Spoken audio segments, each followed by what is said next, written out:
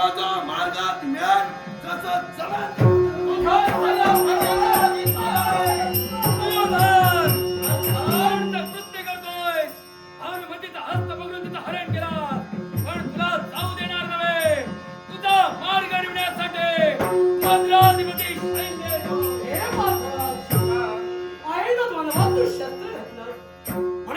राजेश्वर तुम्ही अति योग्य वागलात म्हणून तुमच्या बाजूने मला दंडवत करायचा आहे.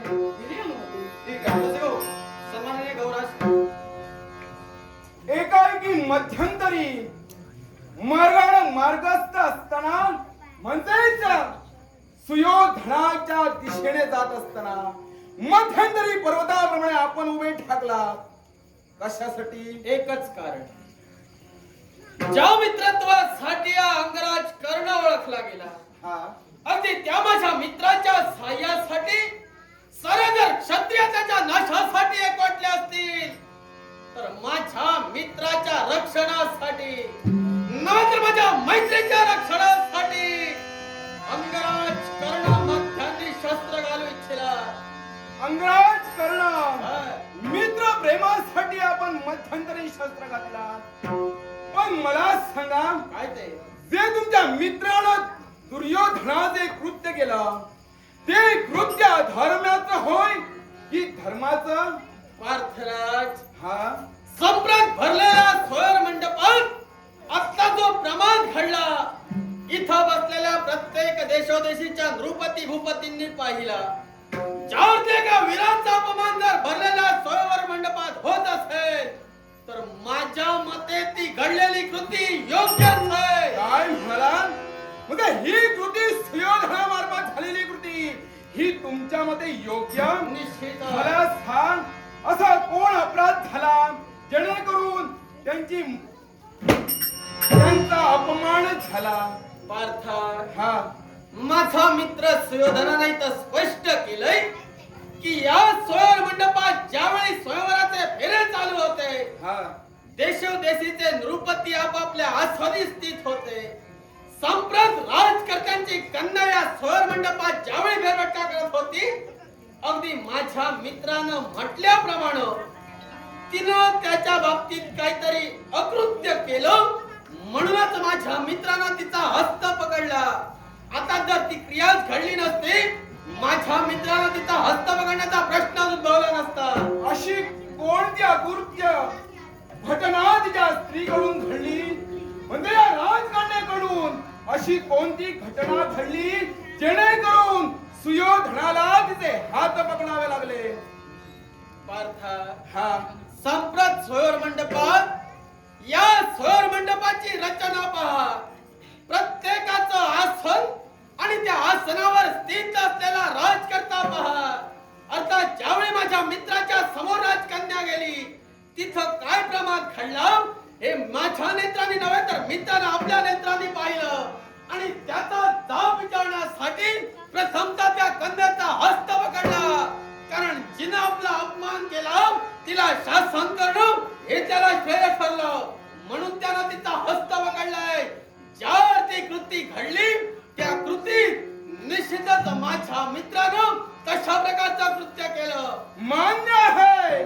तुझा मित्र सुयोधन मगा म्हणून गेला. तिनं माझ्याकडे पाहून आपलं नाक मुरडलं. मला सांग, एका स्त्रीनं आपलं जर नाक मुरडलं असलं तर याच्यात अधर्म तो कोणता? ही क्रिया ही माझ्या मते सुद्धा अनुचित नव्हे. यात अधर्म नाहीच आहे. हा पण संप्रत इतरत्र देशोदेशीचे राज करताय. मान्य आहे मनपसंतीनं स्वयंवर आहे पण ज्यावरती मनपसंतीनं स्वयंवर आहे इथं एकच वर निवडला जाणार आहे. नक्कीच.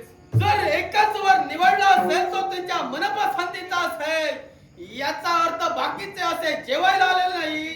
कारण प्रत्येक जण आपला मान सन्मान घेऊन आलाय. मग ज्या दरबारात एखाद्या वीराचा अपमान होतो तिथं अशा प्रकारचा कृत्य घडणं हे साहजिकच आहे. एक लक्षात ठेव, ज्या करवी तुझ्या मित्रा करवी घडलेला म्हणजे या स्त्रीकडून तिचा अपमान झालाही असेल, पण एवढा अपमान तो उच्च नव्हे की त्यानं एका राजदरबाराच्या ठिकाणी परस्त्रीचा हात धरावा. माझ्या मित्रानं काय करावं आणि काय करू नये हे पार्थानं मला सांगू नये.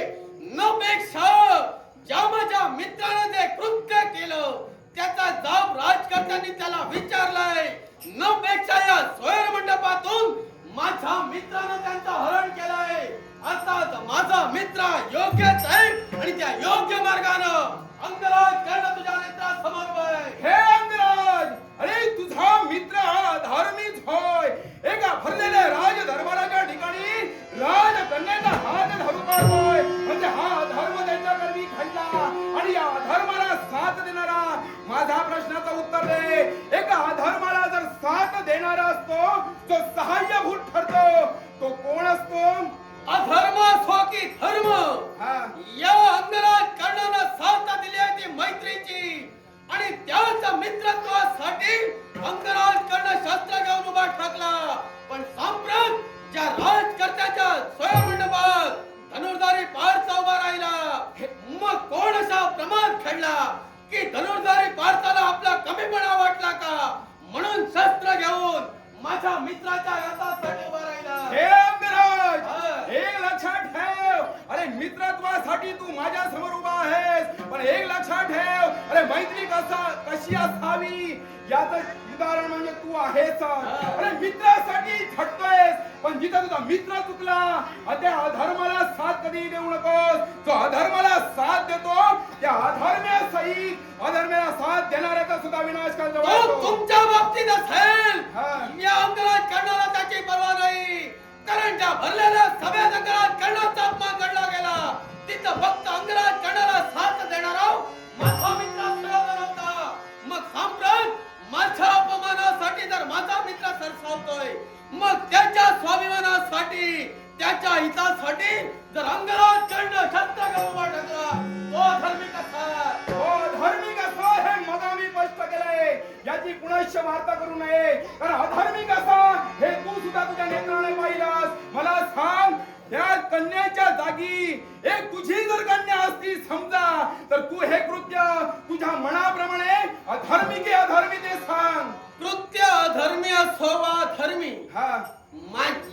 या कन्याच्या जागी जर माझी कन्या असती, प्रथमतः माझ्या मित्राने असं केलंच नसतं. न पेक्षा या सोयर मंडपात माझ्या कन्यानं असं कृत्यही केलं नसतं. पण सांप्रत एका स्त्रीकडून असं कृत्य घडलं गेलं, एका वीराची तिथं निर्वत्सना केली गेली. सांप्रत वीरश्री जागृत होऊन माझ्या मित्रांना ती कृती घडवून आणली आणि त्या भानुमतीचं हरण केलंय. अर्थात किती प्रसंग वाका येऊ दे, माझा मित्र हा धार्मिक आहे. हे अंगराज, तू तुझ्या मित्राची केव्हाही बाजू घेणार मान्यच आहे, पण तू धर्माप्रमाणे तू सुद्धा चालणार नव्हेस. अरे तू सुद्धा या अधर्माला साथ देणारा अधर्मीच होय. एक लक्षात ठेव, तुझ्या समोर असलेला धनुर्धारी पार्थ आज तुला आव्हान करतोय. हे आव्हान तुला असेल युद्धाचं होय. मग